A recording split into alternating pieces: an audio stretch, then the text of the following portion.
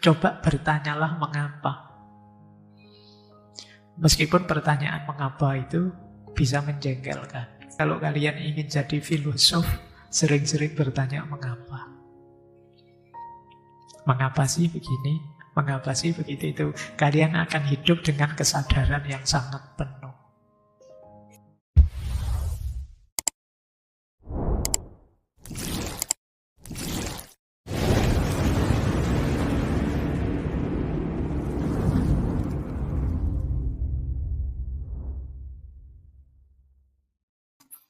Assalamualaikum warahmatullahi wabarakatuh.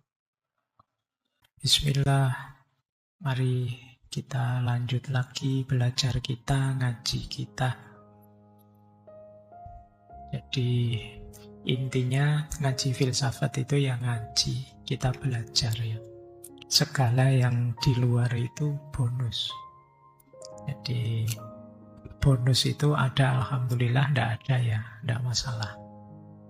Bahkan termasuk pemahaman kita, kepandaian kita, itu ya anugerah sebenarnya, bonus. Karena yang bisa kita lakukan hanya belajarnya. Maka ayo kita mulai ya, nawaitunya belajar. Baik, kita mulai nggih. Yuk kita awali tentang doksa. Saya awali dari opini atau dari doksa atau pendapat. Ini saya simplifikasi ya definisinya. Ya opini, pendapat itu ya sebenarnya pikiranmu sendiri tentang sesuatu. Yang itu berbeda dengan sesuatu itu apa adanya. Jadi doksa itu sering didefinisikan pengetahuan yang sumbernya panca indera atau pengalaman yang sifatnya berubah-ubah, tidak stabil. Itu doksa. Doksa itu berdasarkan dunia indrawi. Kalau doksa itu sifatnya mungkin benar, mungkin salah. Tidak sampai ke level benar yang sejati. Ini namanya doksa. Jadi kalau ada orang ngomong kok belakangnya ada, cuma ini menurut saya loh, itu doksa berarti. Belum pasti. Oke, bisa salah, bisa benar. Itu doksa. Saya kasih contoh di situ, misalnya kalau ada orang ngomong, sejauh yang saya lihat, yang berjalan itu matahari kok. Nah, yang mengelilingi bumi, wong dia pagi-pagi di timur, nanti sore tenggelam di barat. Itu kan kalian mengandalkan panca indera, mau mengandalkan matamu, terus kamu simpulkan, oh yang berjalan itu matahari, bukan buminya. Lah ini doksa. Kayak dulu kalian waktu SD, pensil dimasukkan ke dalam gelas. Nah, terus pensilnya dilihat dari luar, pensilnya kayak patah. Padahal kan aslinya tidak patah. Nah itu kamu simpul, wah ini pensilnya patah Pak. Itu doksa berdasarkan penglihatanmu, panca inderamu saja. Kelihatannya begitu, tapi kenyataannya bagaimana kita tidak tahu. Tapi terus kamu simpulkan hanya dari kelihatannya. Itu doksa. Oke, kamu kok lesu, ngantuk ya? Nah ini kamu kok lesu itu faktanya sih. Tapi saya simpulkan kamu ngantuk itu bisa ya, bisa tidak. Itu pendapatku. Oke ya.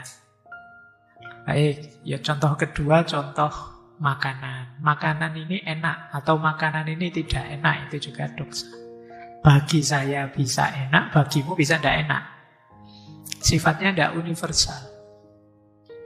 Nanti kamu keluar-keluar cerita, wah ngaji filsafat malam hari ini luar biasa. Kamu kan, temenmu yang satu, ngaji filsafat malam hari ini temanya tidak menarik. Baik kamu atau temanmu itu dia sedang menyampaikan doksa. Opininya, pendapatnya. Baik ya, mulai semoga sudah bisa dipahami. Jadi kesan-kesan lahiriah kemudian disampaikan pendapatmu atau opinimu tentang sesuatu tadi. Lawannya doksa kalau di Plato adalah episteme. Kalau episteme ini pengetahuan yang sejati. Kalau doksa lebih banyak mengandalkan panca indera, melihat tampilan. Kalau ini sudah masuk refleksi rasional. Namanya episteme. Dia sifatnya tetap universal. Kerja akal. Mengarah pada kebenaran yang lebih pasti.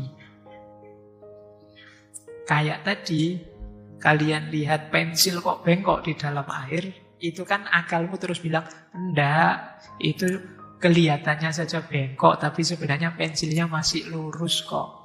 Nah, yang bisa bilang begitu dari mana? Akalmu. Ini yang disebut episteme. Ya kelihatannya saja mataharinya yang gerak, padahal itu buminya yang muter, matahari itu cuma porosnya. Ah, ini akalmu yang memahaminya. Ini namanya episteme. Jadi pengetahuan yang lebih sejati.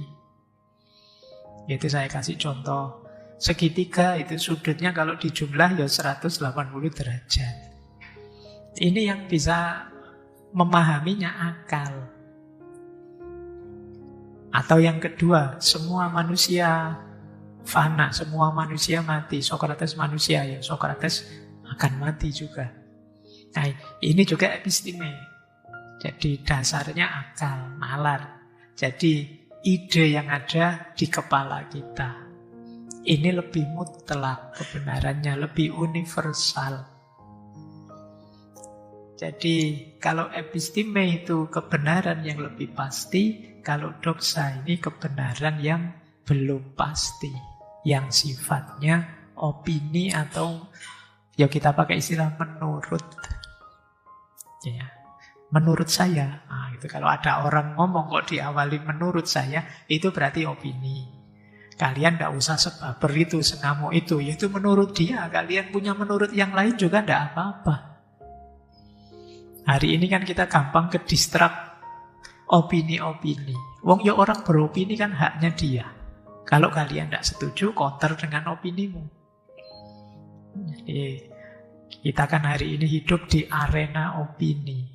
Meskipun ya kalau terus-terusan di opini kalian bisa lelah. Kalau bisa ya naik kelas sampai ke episteme. Ketemu kebenaran yang lebih pasti. Jangan hanya berhenti di menurut saya ini pensil ini patah. Nah, coba masuk ke lebih dalam dengan akalmu. Baik, kita akan mendalami dua konsep ini malam hari ini. Semoga kalian kuat ya. Karena ini kalau diperdalam jadi rumit. Tapi dasarnya ini. Ayo, saya kutipkan dulu. Materi-materi kita bulan ini banyak diambil dari Republik. Sebenarnya bukunya ada. Kelihatannya juga sudah diterjemah kalau kalian mau ya. Since knowledge is of what is and ignorance atau agnoia of what is not, opinion atau doxa must be of what is and is not. Karena pengetahuan atau episteme berkaitan dengan apa yang benar ada, dan agnoia, ketidaktahuan berkenaan dengan apa yang tidak ada, maka opini atau doxa berkenaan dengan apa yang sekaligus ada dan tidak ada. Jadi pengetahuan kita itu ada 3 level.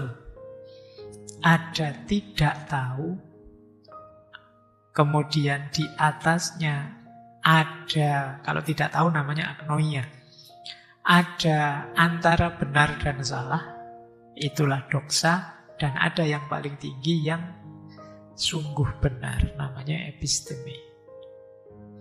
Jadi tidak tahu, setengah tahu, dan tahu. Ini kalau pakai ayat dari Republik ini ya. Jadi 3 level, tahu, kemudian antara tahu dan tidak tahu, dan yang paling bawah tidak tahu.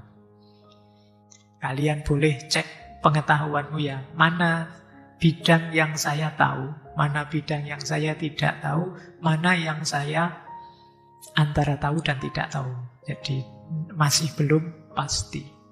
Ini namanya doksa. Oke, sebenarnya ada satu lagi yang tidak disebut oleh Plato, yaitu sok tahu. Ya, sok tahu itu orang tidak tahu tapi gayanya kayak tahu-tahu. Oh, itu namanya sok tahu. Kayak ngerti-ngerti, oh itu sok tahu. Ini orang yang tidak sadar. Oke, maka opini itu darker than knowledge, but clearer than ignorance. Opini itu lebih gelap daripada pengetahuan, karena dia di bawah pengetahuan. Tapi lebih terang daripada ketidaktahuan. Baik, kita lanjutkan. Nah, terus, pokoknya bulan ini kita filsafatan. Plato membuat konsep, ini namanya analogi garis, kalau di Republik ya. Doksa itu jenisnya dua. Ada eikasia, ada pistis. Kalau episteme jenisnya dua, ada dianoia dan ada noesis.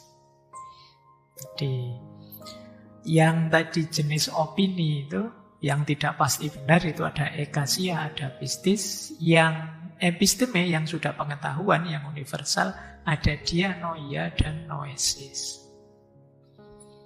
Apa bedanya? Eikasia itu imajinasi, bayangan, ilusi. Ini namanya eikasia. Jadi contohnya eikasia, misalnya saya lihat kamu, kamu rambutmu gondrong gitu, mesti kamu jarang sholat ya. Ini eikasia. Jadi bayangan, kira-kira, dugaan yang lemah, tidak ada satu fakta yang mendukung juga. Hubungannya apa Pak gondrong sama tidak sholat? Tidak ada, tapi ya kira-kira saja. Itu namanya eikasia. Jadi dugaan, bayangan, ilusi tentang sesuatu. Jadi ya contohnya mengira bayangan sebagai benda asli. Ini bentuk doksa paling lemah. Jadi biasanya orang kalau ditanya, loh dari mana kamu simpulkan gondrong itu tidak sholat? Ya kira-kira saja. Nah, ini paling lemah. Jadi kadang-kadang kita suka-suka komentari orang tanpa melihat sedikit pun bukti atau fakta, hanya bayangan kita saja. Oh, mahasiswa kayak gitu itu mesti nilainya jelek, nanti mesti lulusnya lama itu. Loh disimpulkan dari mana? Ya dilihat dari wajahnya saja. Aja hubungannya dari mana? Tidak nyambung. Loh, ini kalau kalian lihat di medsos, banyak orang yang ada di level paling rendah ini, eikasia. Tidak ngerti-ngerti komentari kita misalnya. Jadi tidak tahu aslinya apa, terus komentar panjang lebar. Itu eikasia. Dasarnya apa? Ilusinya sendiri, bayangannya sendiri. Oke, berarti kalau kalian ada di sini, kalian ada di level opini paling lemah.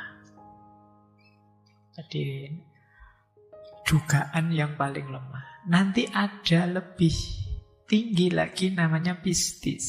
Pistis itu kepercayaan. Kalau tadi kan lebih imajinasi, kalau ini percaya saja. Jadi kepercayaan yang berdasarkan pengalaman sehari-hari. Itu pistis. Ini lebih kuat daripada eikasia, tapi tidak pasti juga. Karena objeknya bisa berubah-ubah. Jadi misalnya ya kalian apalah berdasarkan pengalaman, wah ngaji filsafat itu selalu asik. Tidak pasti juga. Ada banyak sesi yang tidak asik sama sekali. Ketika kamu menyimpulkan di situ, ya mungkin sih sesi yang kemarin yang tentang ini lumayan. Tapi sesi yang itu tidak juga. Jadi klaimmu itu tidak bernilai universal. Orang Indonesia itu ramah-ramah di iklan. Tapi ya kenyataannya yang ngamuan juga banyak, yang baperan banyak, tersinggungan banyak. Jadi tidak salah sih klaimmu, tapi spesifik konteks apa dulu.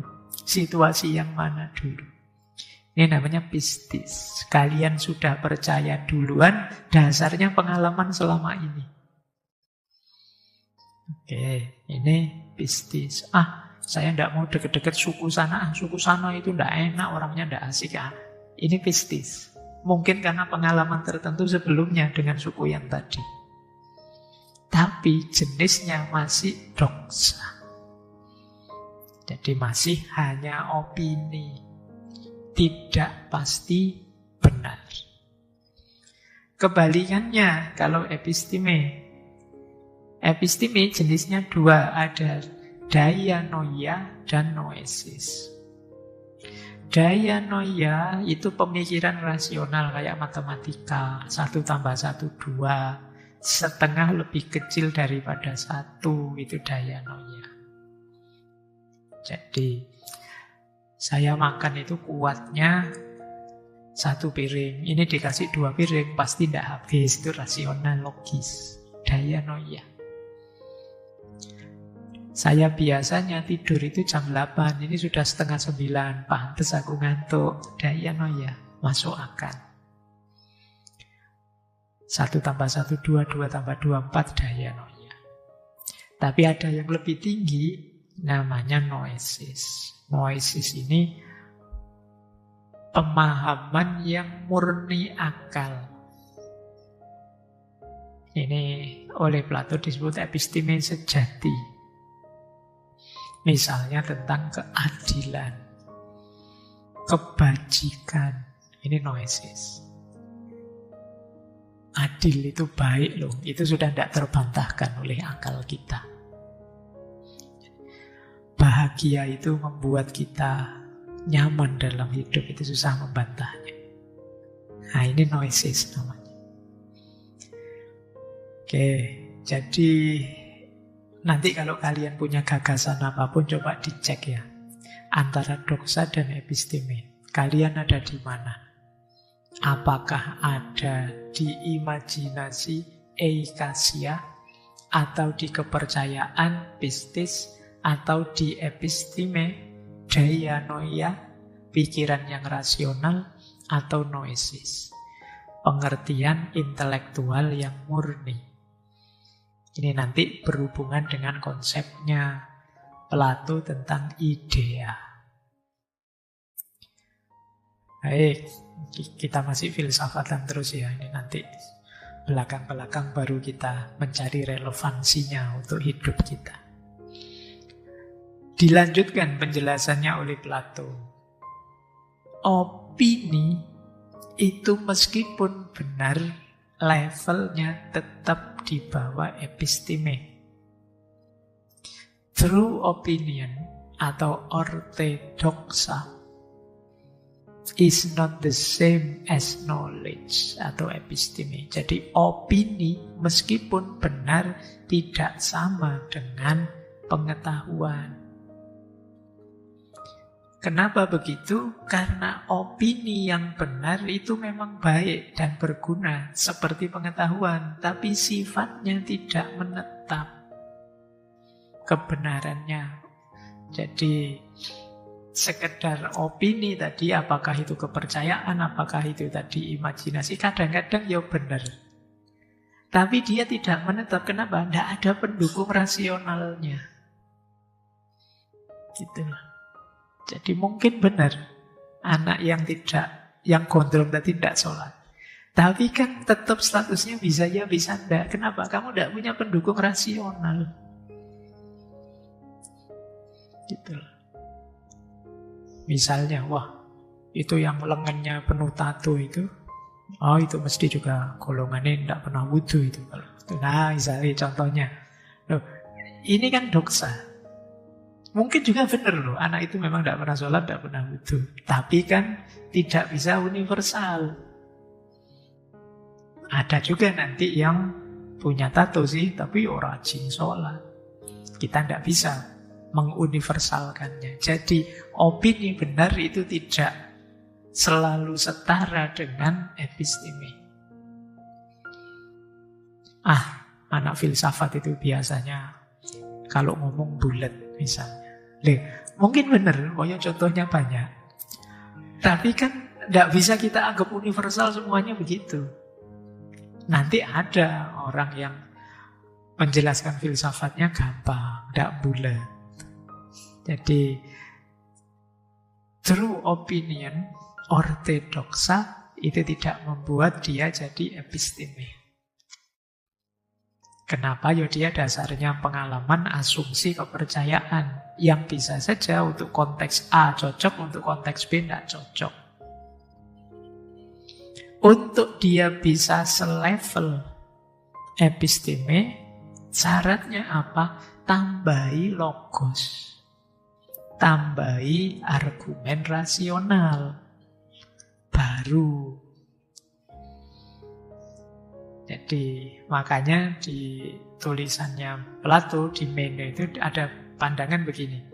Pendapat yang benar itu berharga. Tetapi dia akan lenyap dari jiwa apabila tidak diperteguh oleh alasan rasional. Diperteguh oleh alasan rasional itu gini deh. Coba ya. Tadi kembali ke contoh apa tato tadi. Tato jenis tertentu orang ini mesti tidak pernah wudu. Misalnya tadi. Loh kenapa kamu bilang begitu? Karena tato jenis itu air tidak bisa kena kulit misalnya. Jadi meskipun dia wudu ya batal wudunya. Nah ini ada reasoningnya. Kalau ada ininya lebih kuat. Misalnya ada orang ngomong, kalau mau ke MCS itu belok kiri ya. Misalnya. Nah ini masih opini. Dia bisa valid kalau ditambahi reasoning. Karena kalau kamu dari barat kok belok kanan, ketemunya warung apa, hotel apa di sebelah sana itu. Jadi belok kiri karena di sana ada. Jadi ada penjelasan rasionalnya. Oke. Baik. Jadi doksa ditambah logos baru jadi episteme. Tidak doksa yang benar pasti episteme, tidak begitu. Jadi carikan dulu pembenar rasionalnya. Jadi ketika ada alasan rasional, baru doksa tadi naik kelas jadi episteme. Tidak sekedar opini sekarang, karena ada argumennya. Orang Indonesia itu ramah-ramah, terus dijelaskan. Karena budaya asli Indonesia itu begini loh, begini loh. Jadi kalau ada orang tidak ramah, berarti dia tidak layak disebut orang Indonesia. Nah, mungkin dia sudah keluar dari budayanya sendiri. Nah ini terus jadi universal pandangannya. Jadi episteme. Anak filsafat itu bulat kan untuk ngomong. Nah misalnya, terus dijelaskan maksudnya begini loh. Filsafat itu tidak sekedar bicara yang dangkal, yang luar. Dia selalu masuk ke dalam. Nah masuk ke dalam ini biasanya ada penjelasan tambahan ini, penjelasan tambahan itu. Sementara orang itu maunya jawaban simpel. Orang pinginnya langsung saja A atau langsung saja B. Jadi ketika orang filsafat ngomong agak dalam, bagi dia terus jadi bulet. Alah ruwet. Nah, jadi ini ketika ada logosnya, ada penjelasannya terus, oh iya, jadi kebenaran sekarang. Yang sebelumnya kamu bantah, ya bisa enggak Pak, teman saya ada yang enggak bulat, ada enggak. Tapi begitu dijelaskan, oh kalau maksudnya itu ya memang benar. Jadi doksa plus logos, lahirnya episteme. Oke, ya karena kan kadang-kadang masyarakat kita itu kan banyak yang inginnya kayak kalian tadi loh, ingin instan saja, tidak perlu bulat. Jadi begitu ada orang ngomong panjang, kesannya jadi bulat. Makanya saya kapan itu diundang televisi untuk model ceramah agama yang ada tanya jawabnya. Terus saya bilang, janganlah, nanti karena saya khawatir kalau ada tanya jawab terus saya jawab panjang lebar versi filsafat, nanti pemirsanya lari. Karena wong yo kalau di kita kan pertanyaan itu orang maunya jawaban, alam kok yo haram kok halal gitu aja loh. Tidak usah ruwet-ruwet menurut ulama ini, ulama itu kesuwen, ustaz. Langsung saja lah, halal apa haram. Kan kita maunya begitu. Kalau dijelaskan detail, kita tidak betah. Maka model-model penjelasan filsafat terus dikesankan, ruwet, bulat kemana-mana. Langsung intinya saja loh. Yang dimaksud intinya itu maksudnya tidak muter-muter. Yo, itu istimewanya kita. Jadi ini juga pelajaran ya buat kalian. Karena kadang-kadang masyarakat kita itu maunya barang jadi. Sulit kalau diajak berpanjang-panjang nalar mereka. Sudahlah, biar yang mikir diwakilkan kalian saja, saya terima jadi. Yo, seperti ini sebenarnya. Yo boleh-boleh saja, cuma masalahnya nanti kalau kalian hanya mau instan saja, kalian akan mudah dimanipulasi. Ketika kalian tidak bertanya mengapa, itu kemungkinan nanti kalian menjalankannya secara tidak sadar. Coba ya, kenapa kalian malam hari ini hadir di ngaji filsafat, padahal mungkin banyak yang kampusnya sudah libur. Loh, itu kalau kalian tidak bisa, tidak tahu ya Pak, kok saya masih ikut ngaji, berarti kalian tidak sadar. Orang sadar itu pasti dia bisa jawab mengapa. Ya meskipun mungkin jawabannya artifisial. Karena saya nganggur Pak. Oke. Kalau ada aktivitas lain ya tak kerjain ya mumpung nganggur. Itu berarti kan paling tidak kalian bisa jawab mengapa. Paling tidak sadar. Kalau hari ini kan banyak istilah autopilot. Autopilot itu kita hidup sehari-hari ini jalan begitu saja tanpa kita pertimbangkan kenapa saya melakukan ini, kenapa saya melakukan itu. Itu berarti kita hidup tanpa kesadaran. Sehebat apapun produktivitas kita, kalau tidak sadar, ya kita tidak bisa menikmatinya. Ya cirinya gampang lah. Kalau kalian sering tiba-tiba ujuk-ujuk merasa, ya sudah Rebu lagi. Nah, sudah Jumat lagi, kok cepet ya. Itu berarti kalian lebih banyak autopilot dalam hidupmu. Jadi tidak menjalaninya secara sadar. Maka di sini Plato mengingatkan, mungkin kita hidup dengan banyak dosa, tapi tambahkan logos. Di antara cara mudah memasukkan logos itu, coba bertanyalah mengapa. Meskipun pertanyaan mengapa itu bisa menjengkelkan. Saya masih ingat dulu almarhum bapak saya itu punya satu kalimat sakti untuk membuat saya berpikir. Beliau saya cerita apa saja capean, terus beliau bilang, terus ngopo. Pak, alhamdulillah saya kemarin menang lomba cerdas cermat. Iya, lah terus ngopo. Saya ranking 1 loh Pak. Iya, lah terus ngopo. Jadi ini pertanyaan yang membuat kita berpikir, iya sudah ranking 1, lah terus kalau sudah ranking 1 mau apa? Selanjutnya bagaimana? Apa sudah selesai ceritanya? Apa sudah selesai perjalanannya? Kan masih panjang. Makanya beliau selalu mancingnya pakai kalimat, lah terus ngopo? Ya mungkin khawatir tak tagih hadiahnya dong, mungkin gitu ya. Cuma beliau ya pertanyaannya sering begitu. Nah itu pelajaran penting untuk kita kalau kalian ingin jadi filosof, sering-sering bertanya mengapa. Mengapa sih begini? Mengapa sih begitu itu? Kalian akan hidup dengan kesadaran yang sangat penuh. Ya, kita lanjutkan. Ini kita mulai di kehidupan konkret kita. Tadi kan definisi-definisinya. Ini yang sering kita alami hari ini, namanya doksa publik. Doksa publik itu keyakinan bersama masyarakat yang terbentuk dari kebiasaan, tradisi, emosi, persuasi, bukan dari pencarian kebenaran yang rasional. Ini namanya doksa publik. Mungkin kadang disebut common sense. Sudah dianggap benar begitu saja. Kenapa dianggap benar? Karena selama ini begitu. Kenapa dianggap benar? Karena banyak orang yang lain juga begitu. Ini namanya doxa publik. Jadi, ya contohnya, nalar doxa publik itu misalnya, kalau banyak orang setuju berarti itu benar. Kalau hari ini ya yang viral berarti benar. Komennya kok positif semua berarti benar. Ini doxa publik. Hasil survei menunjukkan, ini doxa publik. 80% pemilih memilih. Ini doxa publik namanya.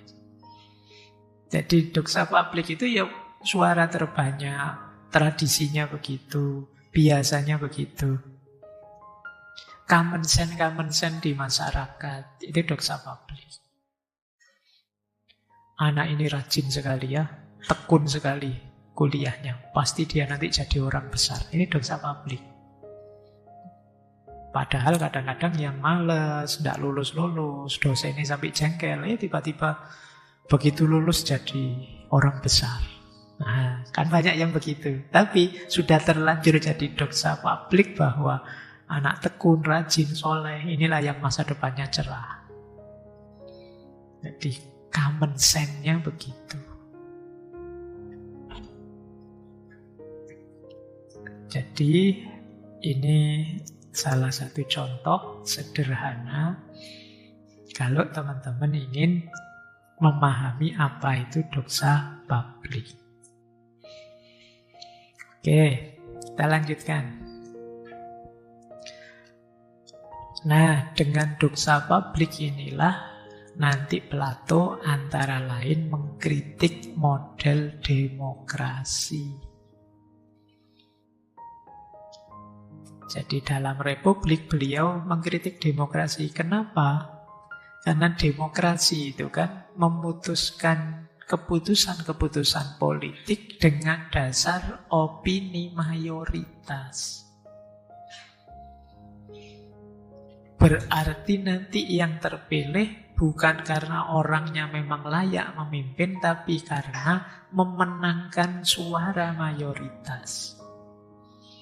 Istilahnya Plato, kebenaran dikalahkan oleh popularitas.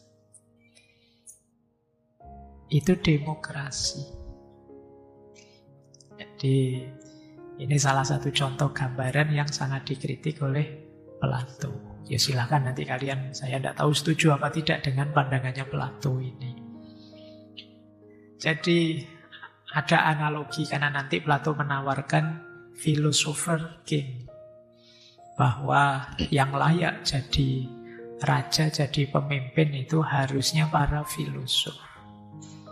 Ini kita bahas 2 minggu yang akan datang, di minggu ke-3 bulan ini ya, tentang philosopher king ini. Kenapa sih harus filosof? Makanya kalian kuliahlah filsafat kalau ingin jadi presiden.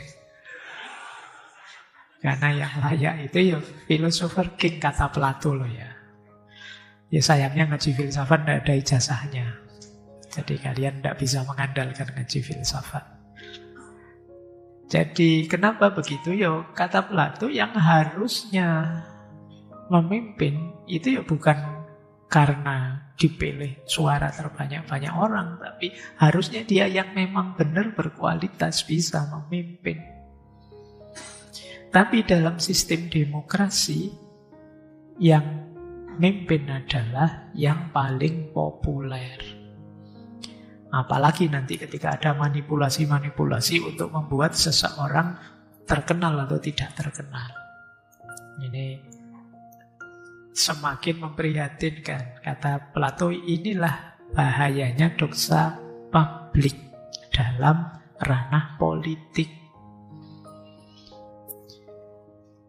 Terus beliau menjelaskan lagi hubungannya doxa publik dengan orang-orang pinter yang nyari untung mereka sendiri, yaitu kaum sofis. Mungkin dulu pernah kita bahas ya, satu sesi tentang sofisme. Sofisme ini banyak isinya guru-guru atau orang-orang pinter yang dengan kepinterannya mereka mencari keuntungan. Termasuk antara lain memanfaatkan doksa. Ini jaraknya tipis ya. Yang satu istilahnya filosofi, yang satu sofis. Ini rival kalau sama Sokrates.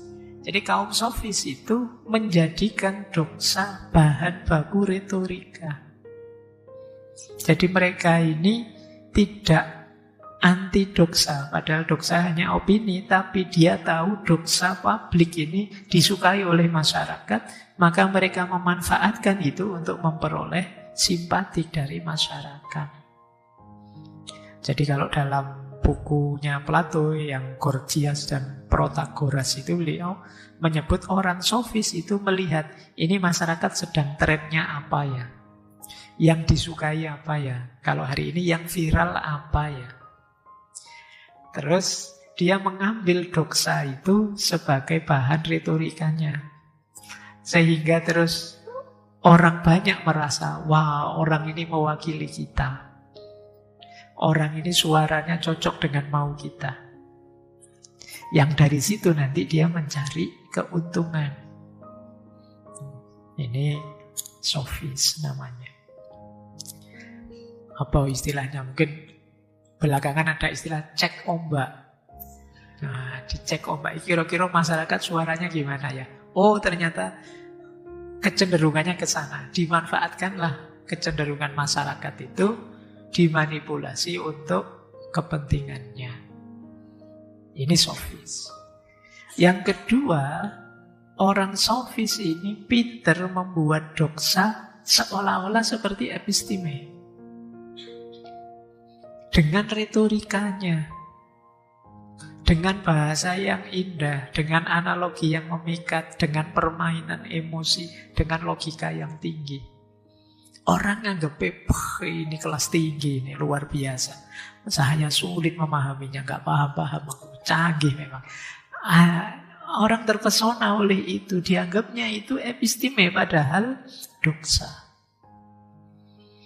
Alah itu kayak mahasiswa baru yang suka pakai istilah-istilah keren, itu kan sering begitu.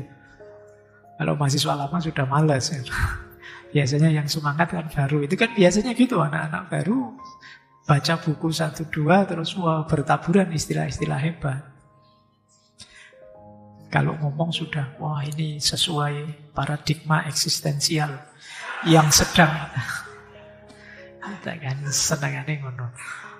Nah, kaum sofis agak mirip-mirip begitu. Orang terpesona dengan retorikanya. Atau memainkan emosi publik.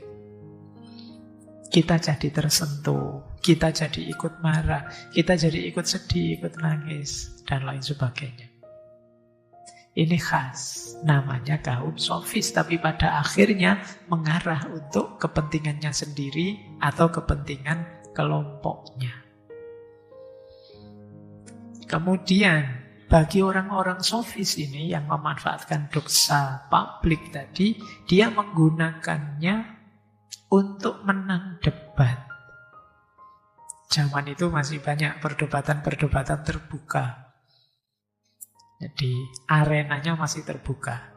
Di mana-mana sering terjadi. Ya kayak sekarang mungkin ya ada banyak media, banyak podcast yang mewadahi orang debat. Nah zaman itu orang-orang sofis ini menggunakan doksa untuk menang debat. Bagi mereka yang penting menang. Benar itu belakangan saja. Jadi, kata Plato, orang-orang sofis ini tidak peduli keadilan dan kebaikan. Yang penting kemenangan. Yang keempat, mereka juga orang-orang sofis ini pandai menjual doksa. Jadi, mengkomodifikasi. Jadi mereka ini memungut bayaran. Jadi ketika mereka membela seseorang atau sekelompok orang, mereka pintar membuat yang lemah tampak kuat atau sebaliknya. Mereka bisa membenarkan yang salah atau menyalahkan yang benar. Ini kelompok sofis. Oh, salah jadi benar itu kan tergantung argumennya saja. Nah, kalau sudah mentok kan kalian tinggal pakai dalil yang populer itu kan. Biasa Pak, kita kan manusia Pak. Kita bukan malaikat. Wajar saja kalau salah, itu argumen mentok sudah. Itu kayak zaman dulu, pernah saya ceritakan ya, zaman dulu ada mahasiswa sama mahasiswi KKN digerebek orang kampung karena masuk kamar berdua. Paham lah ya, masuk kamar berdua kan tidak mungkin tadarusan, tidak mungkin tahajud. Itu kan dia. Ya terus orang kampungnya WA, Pak Faiz leres niki mahasiswanya. Oh iya Pak, itu kebetulan terus terpaksa harus saya yang wawancara dia. Terus dia ini menggunakan kepintarannya untuk mahasiswa. Ilmunya banyak untuk bantah. Dia kalimatnya, salah saya apa tuh Pak? Wong ini pacar-pacar saya sendiri. Suka sama suka. Loh. Terus kalau ada resiko apa-apa, misalnya dia hamil apa-apa, saya siap tanggung jawab. Loh. Salahnya di mana saya? Dosa itu Mas. Dosa saya siap nanggung. Ayo. Bantai piye kamu kalau dia siap nanggung itu. Demi cinta saya Pak, neraka saja saya berani. Ayo. Kamu harus nasihati gimana? Itu pinternya orang membalik kata bahwa yang benar jadi salah, salah kelihatan jadi benar. Pak, saya ujian nyontek ini, nawa itu saya birrul walidain Pak. Kalau itu kan bantai ya susah itu loh dia. Gini loh Pak, cara berpikirnya. Kalau saya nyontek kan kemungkinan nilai saya bisa tinggi. Nah kalau nilai saya tinggi, orang tua saya kan bahagia Pak. Jadi ya niat saya membahagiakan orang tua. Terus tapi kan kalau ketahuan nama baikmu di depan orang-orang, di depan Allah juga, ya setiap perjuangan memang ada pengorbanannya kan Pak. Tidak semuanya sukses gitu. Jadi ini cara berpikir begini-begini, mungkin kalian susah ya bantahnya, tapi itulah yang dilakukan antara lain oleh orang-orang sofis ini.